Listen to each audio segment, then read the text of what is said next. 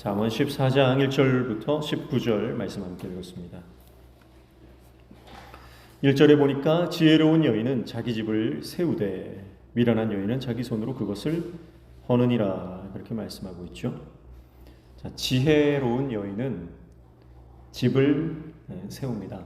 그러나 반대로 어리석은 여인은 자기 손으로 그 집을 허문다, 그렇게 말씀하고 있어요.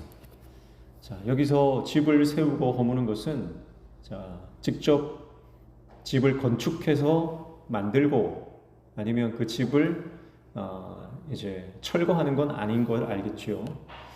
여기서 말하는 집은 가정을 말하는 것입니다. 가족들을 말하는 거죠. 그래서 이 집이라고 하는 공간은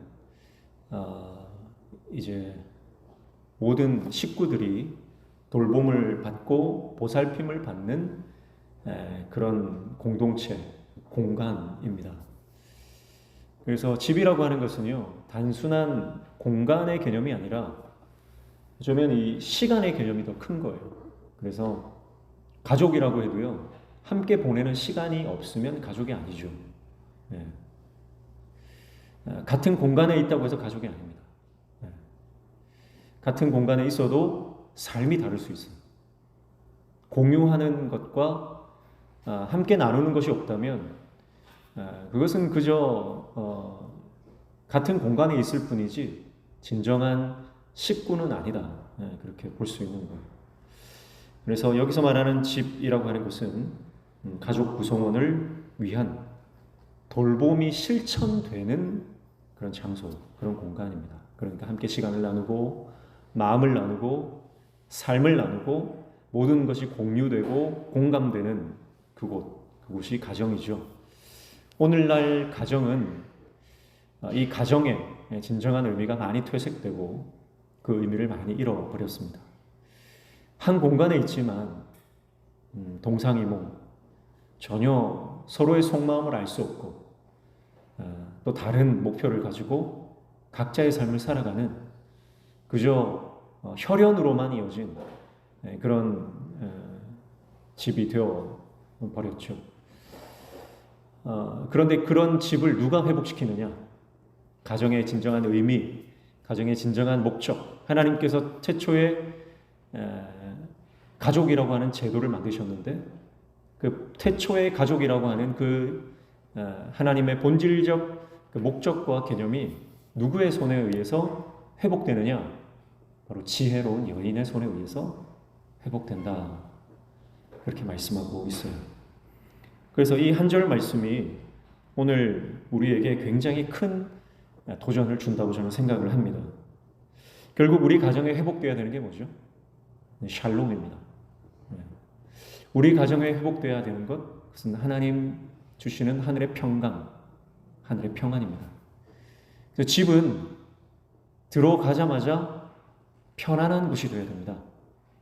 집은 생각만 해도 마음이 편안한 곳이 되어야 되고요.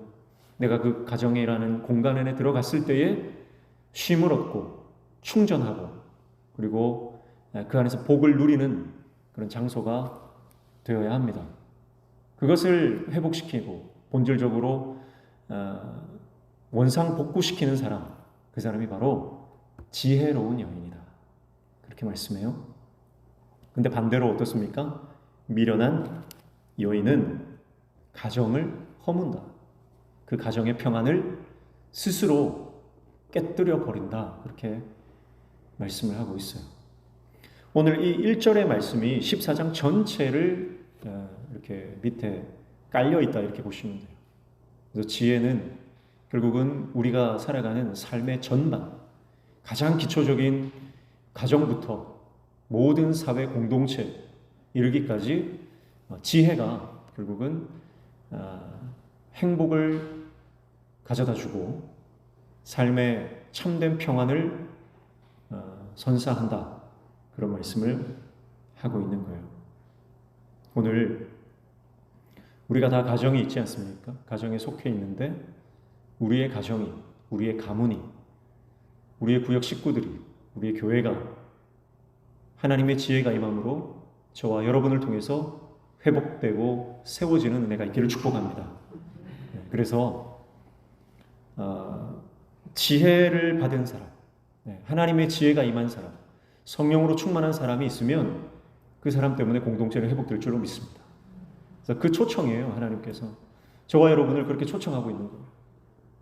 성령의 사람, 기도의 사람, 말씀의 사람이 되어서 네가 가는 곳에 가정과 교회와 또 구역과 네가 밟고 있는 땅, 그 식구들이, 그 공동체가 회복되기를 바란다라고 하시는 하나님의 그 초청, 그 부르심이 오늘 이 말씀 가운데 우리를 도전하고 있는 줄로 믿습니다. 그래서 오늘 저와 여러분의 가정이 하나님의 샬롬이 있는 가정 되시기를 축복합니다. 하나님의 샬롬. 그리고 우리 교회가 하나님의 샬롬이 있는 교회가 되기를 축복합니다. 집을 생각하면 참 마음이 편안해지고요. 긴장이 풀리고 진정한 쉼이 있는, 생각만 해도 그렇게 돼야 되는 것이 가정이잖아요. 근데 오늘날 엮이는 가정이 너무 많습니다. 그래서 집이 아니라 집구석이에요. 그래서 집구석에 들어가기가 싫은 거예요. 집에 들어가봤자 뭐 좋은 꼴 보기가 힘든 거예요. 그러니까 집에 들어가기가 싫고 어떻게든 빨리 나가고 싶고 그래요. 그런 가정들이 얼마나 많이 있습니까? 그런 가정들을 회복시키는 길은요, 뭐 교육도 아니고 무슨 훈련도 아니고요, 교양을 많이 쌓는다고 되는 것도 아니고, 오늘날 무너진 한국 사회에 수많은 가정들이 회복되는 길은 오직 복음 외에는 없는 줄로 믿습니다. 예수 그리스도 외에는 회복의 길이 없습니다. 저는 확실히 믿는 게 뭐냐면 예수 그리스도의 복음이 들어가면 반드시 가정은 회복된다는 것. 저는 그것을 확신합니다. 어떤 가정이든 아무런 희망이 없다라고, 가능성이 없다라고 그렇게 보여지는 가정이라 할지라도요, 예수 그리스도의 복음이 들어가면 반드시 그 가정 회복됩니다. 저는 그것을 확신하고, 그래서 우리가 어떻게든 이 복음을 전해야 되는 거죠. 주위에 힘들고 어려운 가정들 우리가 어떻게 돕겠습니까? 우리가 도울 수 있는 길은 단 한 가지입니다. 그래서 예수 그리스도의 복음을 증거하고 그들이 예수 그리스도를 붙잡고 주님께로 돌아오는 것, 그러면 살아납니다. 이 나라의 소망도 예수 그리스도밖에 없습니다. 우리가 그래서 특별히 예수 믿는 가정으로서 본이 되어야 되고요. 그리고 우리 교회 모든 믿음의 권속들 가정마다 하나님의 복을 다 받아 누리는 가정이 되기를 하나님께서 원하시는 줄로 믿습니다. 그래서 교회 공동체, 교회 권속들, 교회 다니는 식구들은 다 행복하더라. 그 안에 기쁨이 있더라. 잘 살고 못 살고를 떠나서 그 안에는 참된 평안이 있고 안식이 있고 쉼이 있고 사랑이 있고, 세상 사람들이 볼 때 부러운 가정이 되어야 되는 거예요. 그럼 그것 자체가 전도가 되는 거죠. 잘 살고 못 살고가 아닙니다. 우리 안에 정말 예수 그리스도로 인해서 정말 우리 가정이 하나님 주시는 샬롬이 있는 것. 그 샬롬을 저와 여러분이 다 누리고 우리 가정이 그런 샬롬으로, 하나님의 영으로 충만한 가정들이 다 되시기를 축복합니다. 그래서 지혜로운 여인은 자기 집을 세운다. 자기 집을 세운다. 그러나 미련한 여인, 자기 손으로 그것을 헌다. 그렇게 말씀하죠. 2절에 보면 정직하게 행하는 자는 여호와를 경외하여도 패역하게 행하는 자는 여호와를 경멸한다. 그렇게 말씀합니다. 자, 경외하는 것은 두려워하는 거죠. 경외한다는 것은 하나님을 가장 귀하게 생각하고 무엇보다 하나님을 중하게 여긴다는 거예요. 하나님을 가장 귀중하게, 가장 무겁게 여기는 거예요. 반면에 경멸한다는 것은 가볍게 여기는 거죠. 별것 아닌 것처럼 생각하는 거죠. 무시하는 거죠. 결국은 우리 인생에서 여기 보면 정직하게 행하는 자, 패역하게 행하는 자 했잖아요. 여기서 행한다라고 하는 것은 선택한 길이에요. 내가 어떤 선택을 하고 어떤 삶의 양식으로, 어떤 태도로, 어떤 방식으로 살아가느냐 하는 거잖아요. 결국은 우리의 모든 행동, 양식은 내가 무엇을 두려워하고 무엇을 귀중하게 생각하느냐가 결정한다 이 말이죠. 그러니까 우리의 삶의 태도에서 내가 정말 하나님을 두려워하고 하나님을 사랑하고 하나님을 귀하게 여기는지, 아니면 하나님을 가볍게 여기고 무시하고 경멸하는지는 결국 우리의 삶에서 다 드러난다는 겁니다. 그 결과적으로 정직하게 행하는 길을 가는 거죠. 반대로 패역하게 행하는 길을 가는 겁니다. 3절에 미련한 자는 교만하여 입으로 매를 자청하고 지혜로운 자의 입술은 자기를 보전하느니라, 그렇게 말씀하죠. 그러니까 말은 그 사람의 인격과 품위를 드러내는데요. 결국은 하나님의 지혜가 임한 사람은 하나님을 가장 두려워하고 하나님을 가장 사랑하기 때문에 그 입의 말을 통해서 뭐가 드러나는 거예요? 하나님에 대한 사랑과 하나님에 대한 존경과 하나님에 대한 경외심과 하나님을 향한 그 신앙이 묻어나올 수밖에 없습니다. 그 인격과 품위와 품성과 그 모든 삶의 태도가 말을 통해서 나옵니다. 2절에서는 행동을 통해서 나오고 3절에서는 말을 통해서 나온다. 그런데 반대로 미련한 자는 교만하여 입으로 매를 자청한다, 그렇게 말했어요. 미련한 자는 교만하여 입으로 매를 자청한다. 자기 말 때문에 위험에 빠지고 공경에 빠진다는 말인데요. 여기서 매는요, 회초리죠, 회초리. 근데 원어적으로 보면 이게 가지, 나무 가지란 말이에요.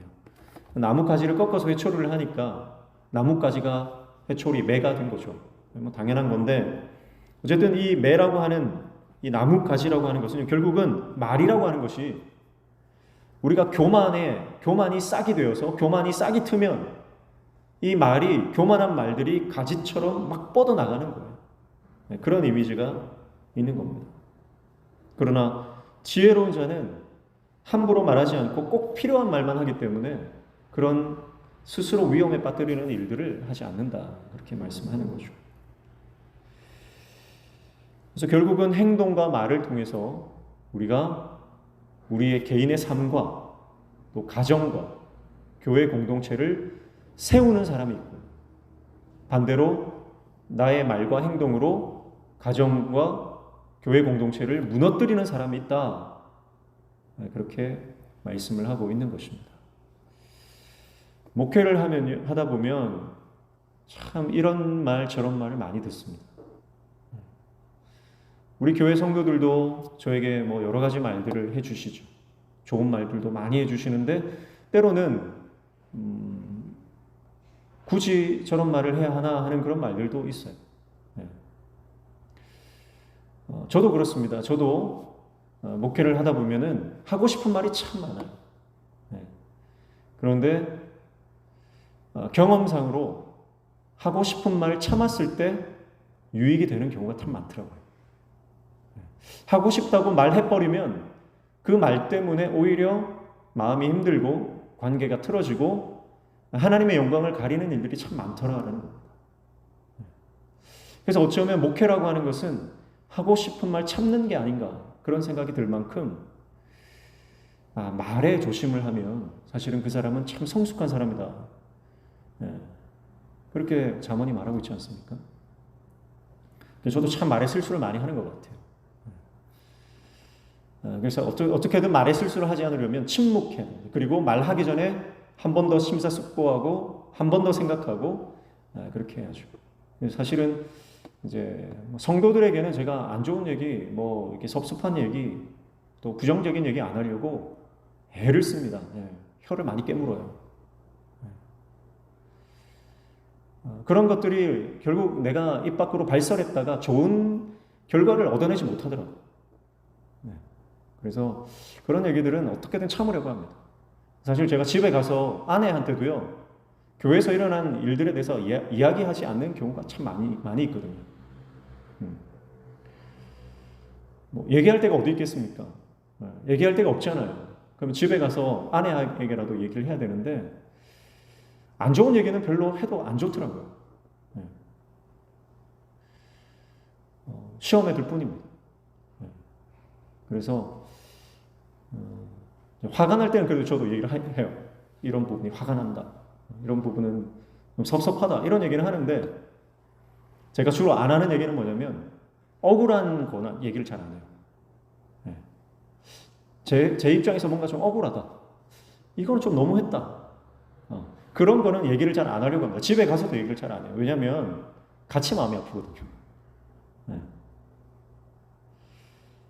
그래서 그런 얘기는 사실 할 필요가 없다. 저는 그렇게 생각을 하고 될 수 있으면 좋은 얘기를 많이 해야 되는데 저도 말실수를 참 많이 하기 때문에 어떻게든 참으려고 노력을 많이 합니다. 오늘 저와 여러분의 입술이 하나님께서 기뻐하시는 말로 충만하기를 축복합니다. 그래서 참 우리가 돌아서면 말실수하거든요, 사실. 돌아서면 말실수. 괜히 얘기했다. 아유, 그런 얘기 하지 말걸. 그런 얘기 참 우리 생각을 많이 하잖아요.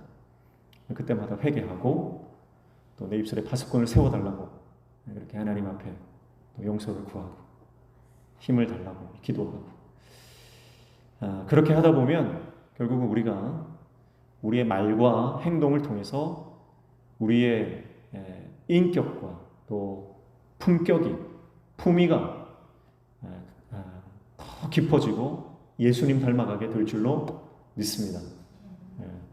사람이 변하잖아요. 사람이 저는 변한다고 믿습니다. 변하기 힘들지만 그래도 변합니다. 얼마나 힘드냐면 변하면 죽는다 그러잖아요. 그만큼 힘들지만 그래도 하나님이 신실하시기 때문에 하나님의 열심으로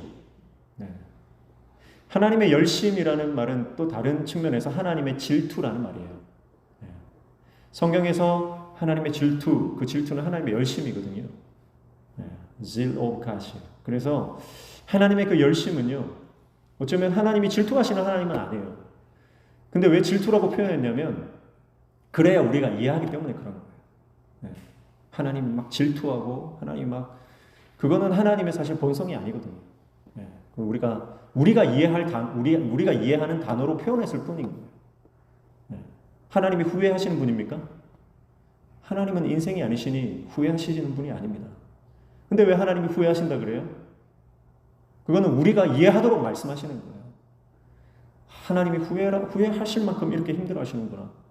그거 우리 보고 알아들으라고 하는 말이지 하나님은 후회하시는 분이 아니에요. 하나님이 후회하셨다면 우리는 다 여기에 못 앉아 있습니다. 그렇죠? 하나님이 우리 선택해놓고 가만히 보니까 후회가 된다. 그러면 우리 여기 앉을 사람이 아무도 없어요. 매일 말실수하죠. 매일 우리는 범죄하죠. 허물이 많죠. 연약해서 매일 넘어지고 매 순간 하나님 앞에 범죄하는데요. 하나님이 후회해도 100번 후회했죠. 그런데 하나님 후회하시는 분이 아니에요. 하나님은 우리를 선택하신 것에 후회가 없으십니다. 믿으십니까? 하나님은 우리를 사랑하시기로 결정하신 것에 대한 후회를 하지 않으십니다. 하나님은 우리를 위해서 예수 그리스도를 십자가에 못 박히도록 내어주신 것에 대해서 단 한 번도 후회하신 적이 없습니다. 단 한 번도 없습니다. 우리는 심지어 자식을 낳아놓고도 내가 이 자식 왜 낳았나 후회하는 거예요. 부모도 자식을 낳아놓고 그 자식이 속썩이고 골치가 아프고 그러면 안 낳는 게 낫다. 무자식이 상팔자다 그러면서 신세한탄하지만 하나님은 그런 분이 아니에요. 하나님은 우리를 사랑하시되 끝까지 사랑하시는 분이고 하나님은 끝까지 사랑하신다는 것은 단 한 번도 우리를 사랑하시는 것에 후회함이 없으시다는 겁니다. 그게 하나님의 사랑이고 그게 하나님의 열심이에요. 그 하나님의 열심이 우리를 반드시 예수 그리스도 닮게 하실 겁니다. 그러니까 우리는 그 과정에 있어요. 어떤 분은 예수님을 많이 닮은 분이 있고요. 저같이 예수님을 조금밖에 못 닮은 사람이 있고요. 그러나 결국은 우리가 모세는 온 지면의 모든 사람보다 그 온유함이 승하였더라. 그렇게 예수님 닮았다고 하나님께서 인정해 주시고 칭찬해 주시고 우리를 안아주시는 그 날이 반드시 올 줄로 믿습니다. 그것을 소망하고 그것을 꿈꾸고 그래서 늘 말씀 앞에 서는 거죠. 그런 소망이 없으면 말씀 앞에 서는 것조차 회의에 빠질 수밖에 없거든요. 그래서 말씀 앞에 설 때마다 하나님이 우리를 얼마나 사랑하시는지, 하나님이 우리를 얼마나 기대하시는지, 하나님이 우리 가정에 대한 얼마나 놀라운 계획을 가지고 계신지 그것을 날마다 기대하면서요. 사람이 우리를 포기해도 하나님이 우리를 포기하지 않으신다는 그 확신과 믿음을 가지고 끝까지 주님 앞에 나아갈 수 있는 저와 여러분 되시기를 축복합니다. 그 사랑이 아니면 저도 이 자리에 못 있어요. 저도 여기 서서 말씀 전할 자격이 없는 사람이고 늘 넘어지고 실수하고 범죄하는, 마음으로 죄짓고 행동으로 범죄하는 그런 연약한 자입니다. 그러나 하나님의 사랑이 우리를 예수 그리스도로 옷 입혀 주셨기 때문에, 우리를 그분의 보혈로 덮어 주셨기 때문에 후회하지 않으시고 끝까지 사랑하시는 그 하나님의 사랑이 우리를 여전히 붙들고 계시는 줄로 믿습니다. 그래서 우리가 하나님 말씀 붙들면 결국은 우리의 말도 성령님이 제어해 주시고요, 우리의 행동도 성령님께서 교정해 주시는 줄로 믿습니다. 그러나 그 하나님의 말씀을 가볍게 여기면, 경멸하면, 무시하면 이 나뭇가지가 싹을 틔워서 그 가지가 뻗어나가는 것처럼 우리의 이 부정적인 또 허물투성이인 말과 행동이 뻗어나갈 것이다, 그렇게 말씀하는 거예요. 자, 그래서 4절에 보면 소가 없으면 구유는 깨끗하려니와 소의 힘으로 얻는 것이 많다, 그렇게 말씀하죠. 소를 키우는 것은요, 소의 여물을 먹이고 소를 돌보고 소 외양간을 고치고 청소하고 뭐 그런 일들이 필요하죠. 불편합니다. 그런데 불편하다고 그 일들을 중단하면 소는 더 이상 키울 수 없는 거예요. 우리가 하나님의 말씀 앞에 나가는 것, 때로는 피곤하고 때로는 번거롭고 때로는 마음이 내키지 않고 내가 기도의 자리로 나아가는 것 참 귀찮을 때도 있어요. 하기 싫을 때가 있다고요. 그러나 그 작은 불편을 감수하고 그 조금 힘듦을 내가 감내하면서 내가 주님 앞에 나아가고 말씀으로 나를 청소하고 말씀으로 나를 다듬고 기도의 자리로 나아가서 나를 끊임없이 연단하면 소가 사람이 하는 것에 몇십 배 일을 하잖아요. 내가 할 수 없는 것을 성령께서 하시는 줄로 믿습니다. 나는 할 수 없지만, 나는 부족하지만, 나는 연약하지만 내가 말씀 앞에 나아가는 것, 내가 기도의 자리로 나아가는 것, 내가 은혜를 사모함으로 주님 앞에 엎드리는 그것을 보시고 하나님은 내 인생을 마치 소가 끌고 가듯이, 내 힘으로는 도무지 할 수 없는 그 밭일을 소가 너끈히 해내듯이 하나님께서 우리의 삶을 그렇게 이끌어 가시고 인도해 가시고 힘주시고 감당하게 하시고 모든 장애를 돌파하게 하시는 줄로 믿습니다. 그러니까 하나님의 지혜가 필요한 거예요. 가만히 보면 참 소망이 없을 수 있거든요. 참 답이 없을 수 있거든요. 우리 가정, 우리 집구석, 남편 꼬락서니 보면, 자식들 형편 보면 참 답이 없다 그럴 수 있거든요. 그러나 우리가 주님 말씀 앞에 나아가면 나는 할 수 없다고 생각해도 하나님은 반드시 역사하시고 반드시 일하시고 반드시 모든 문제들을 돌파하는 힘과 역사, 능력을 우리에게 허락해 주시는 줄로 믿습니다. 그 하나님 의지하고 말씀 붙잡고 날마다 승리하시기를 축복합니다. 5절에 보면 신실한 증인은 거짓말을 아니하여도 거짓 증인은 거짓말을 뱉느니라, 그렇게 말씀해요. 거짓말을 뱉는다 이랬잖아요. 거짓 증인은 거짓말을 뱉는다. 뱉는다는 건 뭐냐면 숨 쉰다는 거예요. 호흡을 들이마시고 내뱉는 것처럼 거짓말을 뱉는다. 숨 쉬듯이 거짓말을 마구 쏟아낸다는 거죠. 여러분, 우리가 성령으로 하나님의 말씀으로 우리가 기도로 호흡하지 않으면 우리 안에 헛된 것이 들어오고 헛된 것으로 호흡할 수밖에 없습니다. 날마다 기도가 우리의 호흡 되시기를 축복합니다. 기도는 호흡이에요. 들숨이 날숨되지 않으면 목숨이 끊어지는 것처럼 내가 기도를 쉬고 기도를 중단하고 기도를 멈추고 내가 기도하지 않으면 영적인 호흡이 영적인 나의 영이 죽는다는 거예요. 그래서 중환자실에 가면은 중환자들은 산소 호흡기를 꼽고 있습니다. 자기 힘으로는 호흡을 할 수가 없어요. 숨을 내뱉을 수도 숨을 들이마실 수도 없습니다. 그래서 산소 호흡기를 꽂고 겨우 연명하는 거예요. 목숨만 부지하는 거예요. 오늘날 그리스도인들이 하나님께서 그 영혼 죽일 수가 없어서 산소 호흡기를 꽂고 계시고 그런 성도들이 많다는 거예요. 이제는 그 산소 호흡기를 뽑아내고 내가 가진 폐로 내가 공기를 들이마시고 내뱉어야 되는 거예요. 내가 기도해야 되는 거예요. 내가 주님 앞에 나아가 은혜를 사모하고 믿음으로 선포해야 되는 거예요. 더 이상 중환자실에 중환자처럼 호흡기를 꽂고 있는 신앙이 아니라 마음껏 하나님 앞에 호흡하며 기도하며 하나님과 소통하며 하나님의 뜻을 알고 순종으로 나아가는 그런 강건한 신앙이 되어야 하는 줄로 믿습니다. 거짓으로 호흡하지 마시고 성령으로 호흡하는 저와 여러분 되시기를 축복합니다. 6절에 거만한 자는 지혜를 구하여도 얻지 못하거니와 명철한 자는 지식 얻기가 쉬우니라 그렇게 말씀합니다. 거만한 자라고 하는 것은 수다쟁이에요. 또 빈정거리는 자, 조롱하는 자입니다. 그러니까 거만한 자는요 지혜를 구해도 얻지 못한다. 무슨 말이냐면 거만한 자는 수다쟁이니까 자기 말만 하는 거예요. 자기 말만 늘어놓는 사람은 다른 사람 말 듣습니까? 듣지 않습니다. 누구를 만나도 자기 얘기를 막 하는 사람이죠. 그러나 지혜자는 듣는 사람이에요. 그래서 명철한 자는 지식 얻기가 쉽다 그렇게 말하죠. 명철한 자가 지식을 얻기 쉽다. 원어적으로 보면 명철한 자는 자기를 비천하게 여긴다 그렇게 말해요. 자기가 앞에 있는 사람보다 높다고 생각 안 하는 거예요. 내 앞에 있는 사람보다 내가 낫다, 내가 더 모자라다, 내가 학생이다 항상 그렇게 생각하는 거예요. 그러니까 그 사람은 항상 지혜를 얻습니다.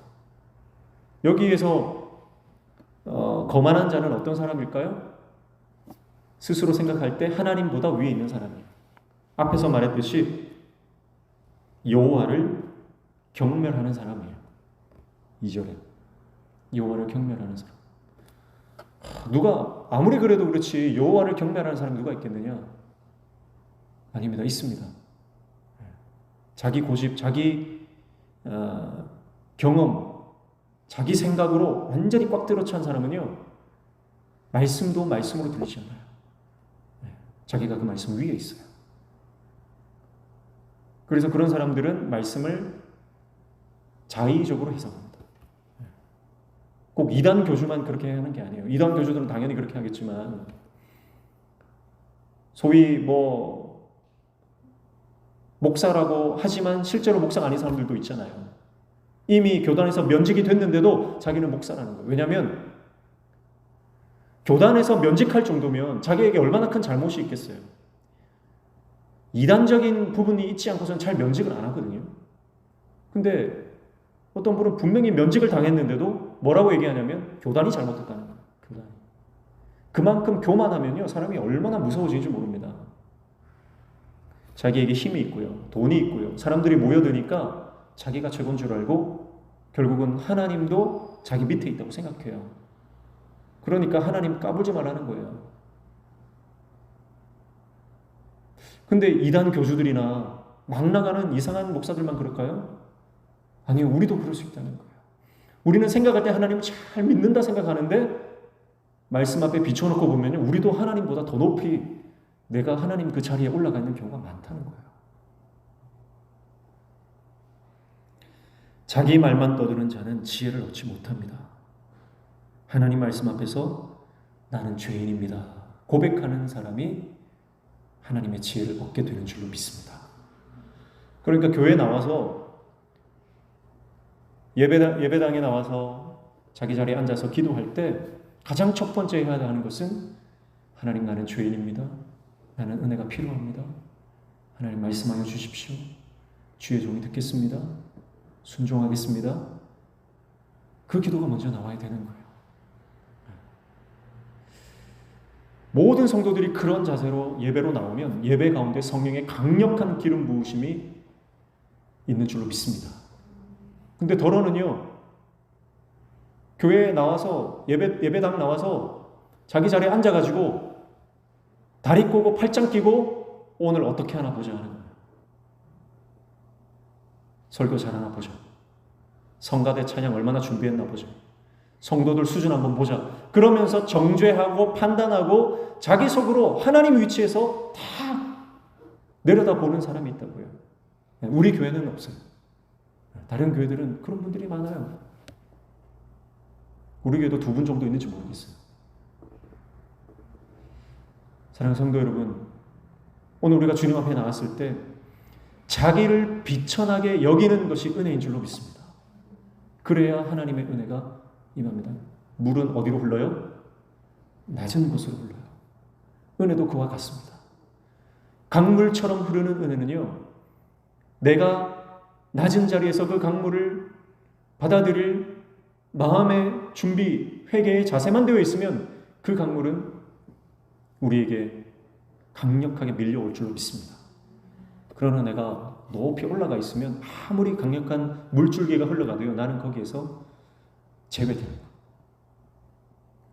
거기에 포함되지 않습니다. 오늘 저와 여러분이 하나님 앞에서 가장 사랑을 많이 받아야 하는 존재, 그래서 더 낮은 곳으로 내려가야 하고 더 하나님께 엎드려야 하는 존재다. 하나님의 은혜가 필요한 존재다. 그렇게 하나님 앞에 자기 자신을 낮출 수 있는 저와 여러분 되시기를 축복합니다. 7절에 너는 미련한 자의 앞을 떠나라. 그 입술에 지식이 있음을 보지 못함이니라. 그렇게 말씀합니다. 우리가 가야 하는 곳은 하나님 앞인 줄로 믿습니다.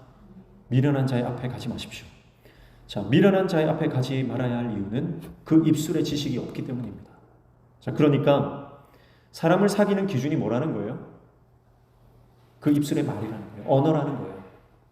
그 입술의 언어를 보고 그 입술에 신앙이 없고 믿음이 없고 긍정이 없고 원망과 불평과 교만과 거만으로 가득 차 있으면 그 사람 만나지 말라는 겁니다. 사귀지 말라는 거예요. 우리가 나아가야 할 존재는 오직 하나님 앞입니다. 그래서 8절에 보면 슬기로운 자의 지혜는 자기의 길을 아는 것이라도 미련한 자의 어리석음은 속이는 것이다. 그렇게 말씀하죠. 결국 우리는 다 각자 자기의 길을 가는데 지혜로운 사람은 자기의 길을 자각하면서 갑니다. 내가 지금 어디로 가야 하는지를 깨닫고 가는 거예요. 그러나 미련한 자는요, 그 마지막이 속이는 것은 실망한다는 뜻이에요. 여기서. 그러니까 결국은 실망할 줄을 모르고 자기 기만에 빠져서 자기 스스로를 속이면서 마지막에 절망이요, 실망이요, 마지막에 허무함인 줄 모르고 그 길을 간다는 거죠. 그래서 9절에 보니까 미련한 자는 죄를 심상히 여겨도 정직한 자 중에는 은혜가 있다. 결국 자기가 가는 길이 그 끝에 뭐가 있는지 알지 못하니까 죄도 가볍게 여기는 거예요. 목적만 이루면 된다. 모든 불법, 편법, 폭력, 압제 이런 것들을 사용해서 내가 원하는 것만 이루면 된다. 그래서 죄도 가볍게 여기는 거예요. 아무렇지도 않게 죄를 짓습니다. 그래서 그 결국은 실망이요, 좌절입니다. 그러나 정직한 자 중에는 정직한 자들 사이에 뭐가 있다는 거예요? 은혜가 있다. 그 말이에요. 자, 정직한 자에게 은혜가 있다 이렇게 말하지 않고요. 정직한 자 중에 은혜가 있다 이렇게 말하고 있어요. 정직한 자들 사이에. 그러니까 여러분 우리가 믿음으로 함께 모인 이 사이사이에 우리의 공간 사이에 누가 계신다는 거예요? 하나님 계시다는 거예요. 예수님이 와 계시다. 성령님이 임재하고 계시다. 그 말씀입니다. 오늘 이 예배 공간 사이에 우리가 뭐 세상적으로 내세울 것 없고 뭐 시스템이 잘 갖춰진 것 아니고 다른 교회처럼 뭐 수많은 사람들이 수요예배 모여서 같이 예배드리는 것도 아니지만, 그러나 우리가 정직하게 하나님의 은혜를 구하며 하나님 말씀을 사모하면 우리 가운데 하나님 임재하고 계시다. 하나님의 영광이 임한다.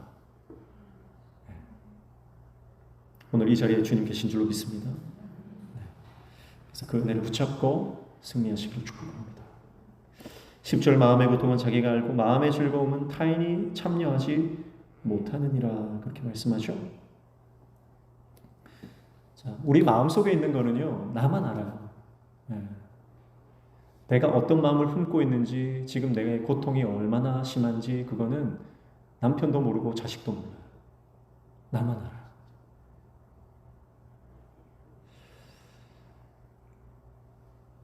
그래서 인간은 모든 그 마음의 아픔과 인생의 무거운 짐을 그 누구도 대신 져줄 수 없는 존재. 그게 인간의 실존입니다. 내가 감당해야 되는 거예요. 내가 감당해야 하는 삶의 무게가 있는데 그것은 오직 나만 감당할 수 있습니다. 다른 사람이 보고 네가 힘든 건 힘든 것도 아니야 그렇게 말할 수 있겠죠. 그러나 내 인생의 문제는 내가 제일 무거운 거예요.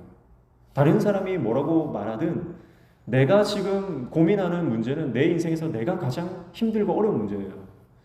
그 문제, 고통이라고 하는 것은 주관적인 거잖아요. 객관적인 게 아니거든요. 사람마다 힘도 다르고 또 마음의 근육 양도 다르고 다 다르기 때문에 똑같은 문제라도 받아들이는 게 다 다르고요. 그리고 과거에 내가 어떤 일이 있었는지 그것은 나만 알거든요. 다른 사람이 함부로 평가할 수 없고 알 수도 없는 문제입니다. 그래서 고통도 그렇고요. 내 안에 즐거움이 있어도 타인이 참여하지 못한다 그래요. 인간의 실존을 말하는 겁니다. 그러나 하나님은 우리의 마음을 아시는 줄로 믿습니다. 하나님은 우리 마음의 깊은 곳까지, 아니 우리가 알지 못하는 내 안에 있는 문제까지 주님은 아시는 거예요. 그래서 하나님 앞에 나가서 해결해야 됩니다. 하나님 앞에 나가서 우리 안에 있는 모든 아픔과 상처와 삶의 무거운 짐들을 하나님 앞에서만 해결받을 수 있어요. 그래서 하나님 앞에 나아가면요, 11절 보세요. 악한 자의 집은 망한다. 그러나 정직한 자의 집 장막은 흥한다 그랬어요. 결국 정직한 자, 지혜자, 말씀을 붙드는 자, 하나님의 말씀 토라를 사랑하는 자, 그 사람은요 흥한다. 여기서 흥한다는 것은 꽃이 막 피는 것과 같은 거예요. 그 인생 하나님이 행복으로 참된 평안으로 채워주시겠다는 거죠. 그러나 하나님 앞에 나아가지 않는 사람은 결국 그 집은 망하게 된다. 이렇게 말씀하는 겁니다. 그래서 1절과 11절은 수미상관의 구조를 이루고 있죠. 그래서 1절에 지혜로운 여인은 자기 집을 세우지만 미련한 여인은 자기 손으로 자기 집을 허문다. 11절에도 악한 자의 집은 망하지만 정직한 자의 장막은 흥한다. 그렇게 말씀하고 있습니다. 이 두 가지 말씀을 앞뒤로 두고 구체적인 내용들을 2절부터 10절까지 이렇게 하나씩 다루고 있습니다. 그러면서 결국 우리가 가지고 있는 믿음, 신앙, 하나님의 지혜는 결국 우리의 말과 행동으로, 우리의 태도로, 우리의 삶의 방식으로 결국은 드러나게 되어 있고 나타나게 되어 있다. 그렇게 말씀하는 거예요. 12절 보니까 어떤 길은 사람이 보기에 바르나 필경은 사망의 길이다.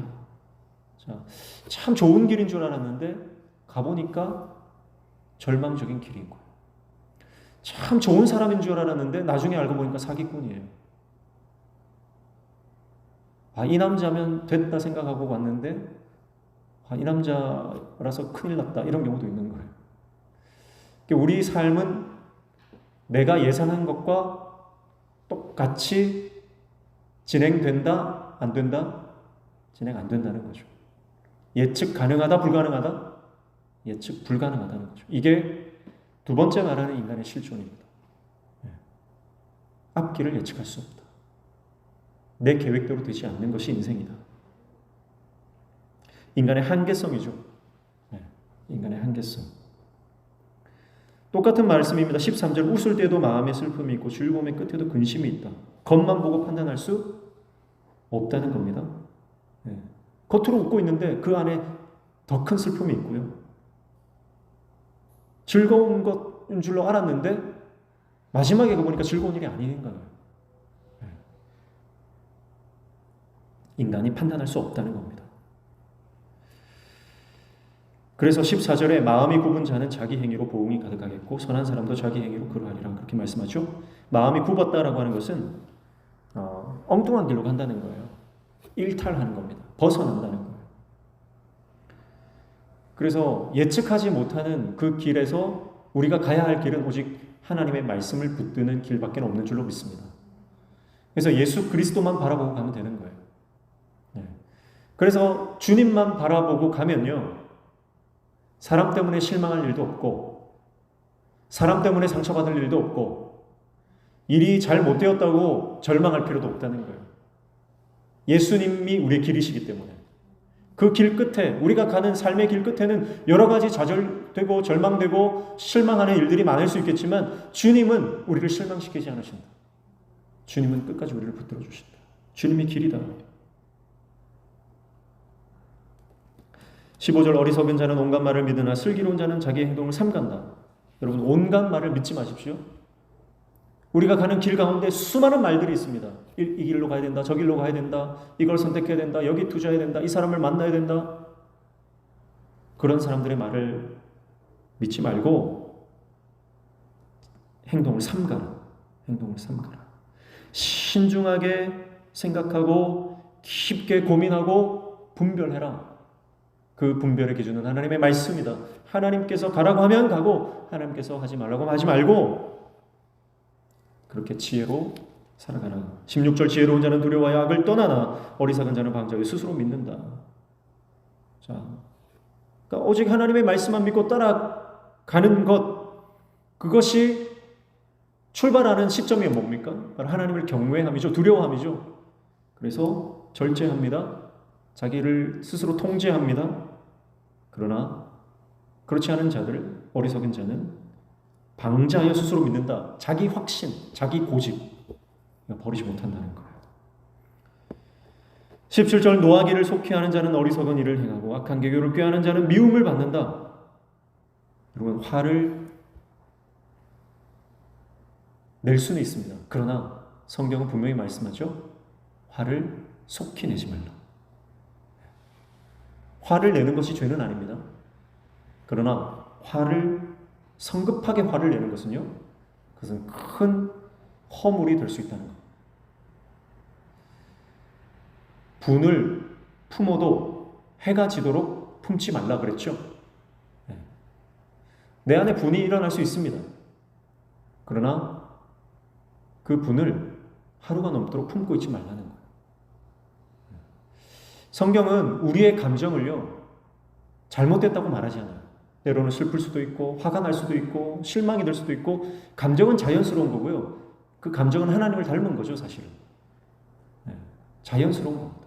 그러나 그 감정대로 살아가는 것은 죄입니다. 내가 감정이 일어난다고 그 감정에 내 삶과 내 말과 내 행동을 맡기는 것은요, 그것은 잘못된 거예요. 그 감정이 일어나도 한 번 더 숙고하는 과정이 필요하고요. 내가 아무리 분이 차도 하루가 지나도록 품지 말라고 하는 건 뭡니까? 그 분을 가지고 하나님 앞에 나아가라는 거예요. 하나님 앞에서 해결을 받으라는 거예요. 하나님 앞에 우리의 모든 감정을 해결받으시는 저와 여러분 되시길 축복합니다. 그래서 어쩌면 하나님은 우리의 감정을 다 받아주시는 감정 쓰레기통과 같죠. 그 통을 가지고 계세요. 그래서 하나님 앞에 그 하나님이 가지고 계신 통에 내 모든 이 부정적인 감정들을 다 쏟아내면 됩니다. 하나님 앞에 쏟아내면 부작용이 전혀 없습니다. 그러나 사람 앞에 쏟아내면 부작용이 있어요. 18절 어리석은 자는 어리석음으로 기업을 삼아도 슬기로운 자는 지식으로 멸류관을 삼는다. 여러분 보세요. 기업을 갖는다는 건 뭐예요? 유산을 물려준다는 거거든요. 내가 쉽게 화내고 기분대로 막 폭력을 쓰고 내가 원하는 대로 내 고집대로 막 살아가잖아요. 그러면 그게 대물림 돼요. 대물림이 됩니다. 자녀들이 고통받습니다. 내 대속을 끊어야 됩니다. 부모가 어리석은 행동으로 인생을 채우면 그 어리석은 것에 대한 상처와 아픔은 고스란히 가족들에게 가는 거예요. 그래서 가정이 무너지는 겁니다. 1절, 11절에 말씀하는 집이 무너지고 가정이 무너지는 이유가 뭡니까? 지혜가 없기 때문이죠. 그 지혜가 없기 때문에 막 생각하고 막 말하고 막 행동하니까 결국은 가정이 무너지고 샬롬이 깨지는 거예요. 계속해서 같은 맥락에서 말씀이 일어나죠. 19절 악인은 선인 앞에 엎드리고 불의한 자는 의인의 문에 엎드린다. 사랑하는 성도 여러분, 결국은 어떻습니까? 결국은 의인이 승리한다는 말씀입니다. 오늘 저와 여러분이 하나님의 지혜를 소유한 의인이 되어서 하나님이 인정하시고 하나님이 칭찬하시는 의로운 하나님의 백성이 되어서 결국은 승리를 선포하는 저와 여러분 되시기를 축복합니다. 나를 넘어뜨리려고 하는 원수 앞에서 승리를 선포하는 저와 여러분의 인생 되기를 축복합니다. 끊임없이 나에게 절망을 가져다주고 우리 가정을 무너뜨리려고 하고 내 삶을 망가뜨리려고 하는 그 모든 원수의 공격들 앞에서 결국은 하나님의 승리를 선포하고 샬롬을 선포하는 하나님의 종들 다 되시기를 축복합니다. 그래서 사람이 나에게 어떻게 하려고 해도 하나님 바라보며 이겨나가십시오. 상황이 나를 무너뜨리려고 해도 그 상황 앞에서 넘어지지 마시고 결국은 승리를 선포하는 하나님의 종 되십시오. 오늘 19절에 분명히 말씀합니다. 악인은 선인 앞에 엎드려질 것이다. 우리를 무너뜨리고 공격하는 모든 악한 세력들은 결국 하나님의 선하심 앞에 엎드려질 것입니다. 그리고 우리는 그것을 보고 하나님을 찬양하며 승리를 선포하게 될 것입니다. 오늘 저와 여러분에게 그런 승리의 은혜, 참된 지혜를 소유한 하나님의 백성으로 살아가는 저와 여러분 되시기를 주님의 이름으로 축복합니다.